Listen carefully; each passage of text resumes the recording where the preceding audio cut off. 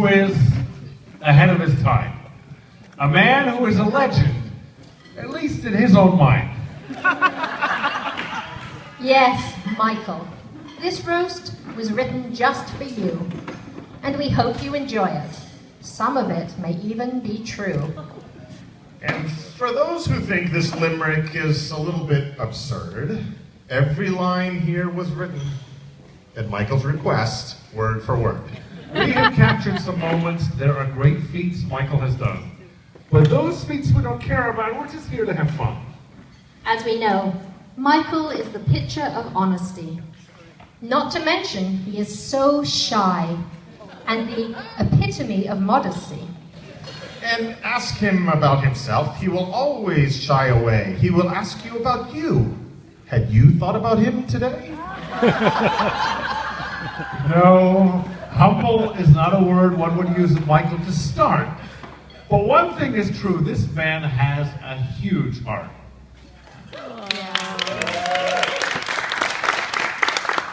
And humble would be how to describe where he began. On Pinsker Street in Tel Aviv, with his sister and old man. The home was tiny to begin with, but became only fit for a mouse every time his father, Yecheskel, started a new business in the house.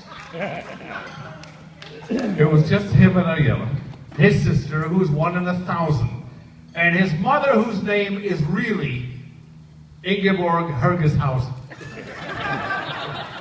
That's good. His mother was an immigrant. From Germany she came, and she fell in love with Michael's father because he could pronounce her name. They lived through many wars in Palestine, as it was known in that day. But Michael's parents' marriage was also a casualty of war, I'm afraid to say. But even though his parents' marriage ended up with a separation, out of that Michael ended up with more half-siblings and a whole new generation. Ariella, his sister, is here, so we give her a holler. And his half-sister named Barbie. An ancient Hebrew name, known to every Torah scholar. And many other relatives made the trip and are here on time to pay tribute to our own Michael, a true ancient Israeli shrine. But back to Michael's youth. He was a precocious little boy. He got into many fights with both Jew and with Goy. Once he chased 2 scamps high up into a tree. Then he threw a brick after them and looked up so he could see. What he saw was the brick, missing the 2 bullies from town, and then he learned a life lesson. What goes up, does come down.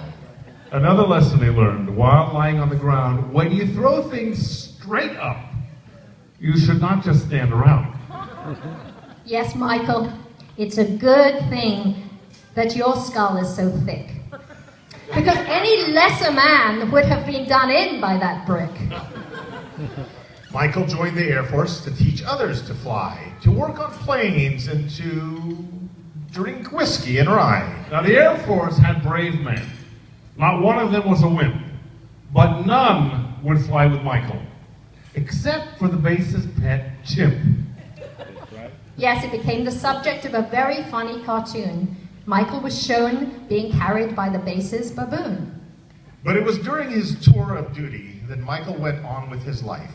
He got married and had 3 kids, Gil, Galia, Ron, and Shulamit, his wife.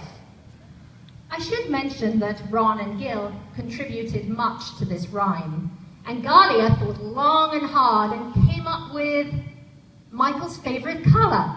It's lime green. In the Air Force, Michael began what would have become his passion. He entertained the troops, sang, acted, and told jokes after a fashion. You see, when it comes to joke telling, Michael's sense of timing is cursed. Because he begins every joke by telling you the punchline first. Or he laughs so loud it sounds like a donkey braying. So when he tells the joke, you can't hear what he's saying. Or he starts with one joke, but mixes it up with another. So by the end of the tale, you think he is beginning some other. A rabbi, a priest, and a dog walk into this bar in Duluth. When the rabbi swings a golf club and the dog says, I should have said, Babe Ruth.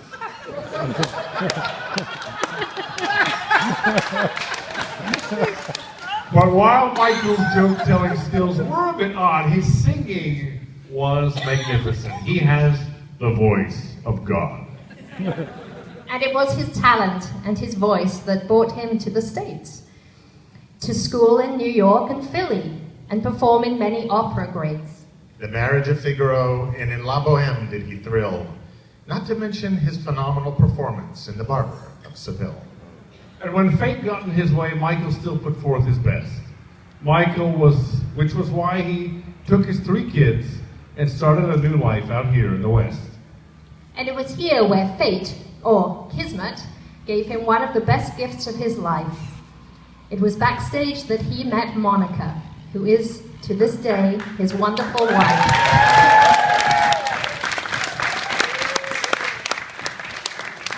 Yes, Michael was performing in Kismet on stage at the Music Center when he looked up and saw a vision of loveliness enter. As wife to Michael and mother to his kids, Monica, or Mom, brought so much joy to this family of yids. She was Michael's partner in life and in his vegetable pâté biz. Like many of his ideas, it started with a bang and kind of ended with a fizz. In fact, according to Gil, he thought underwear was business attire. Because that's how Michael did business, sitting at home on the phone by the fire. But just because the business was not a huge success, that did not mean that his kids liked it any less. Great childhood memories of mixing up spices in Westlake or pulling pâtés out of the oven where they would bake. These are the moments that we kids remember with glee. Because, Dad, you made them fun and exciting, and we did them as a family. But as family has pointed out, no Warren Buffett is Michael. When he lived in Israel, he had a Norton, a classic motorcycle. His classic motorcycles, worth a fortune, would have made him rich if Michael had not thought it funny to bury them in a ditch.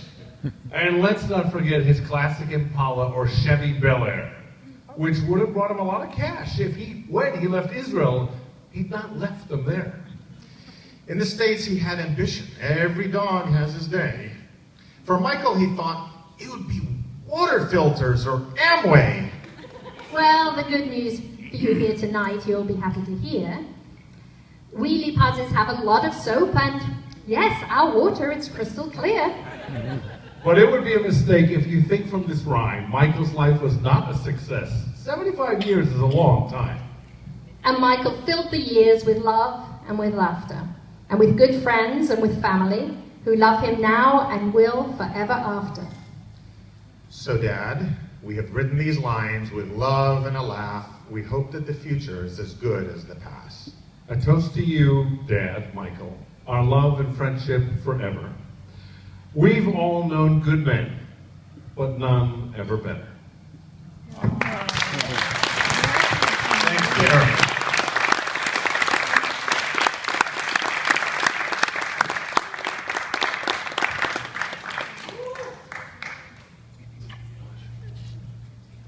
How about if you continue to drink a little bit and eat a little bit more, and I'll go and change to different attire. And we'll have another surprise as you continue to drink, and all of a sudden you'll be amazed that you'll hear the pipes, a mystery. Be merry.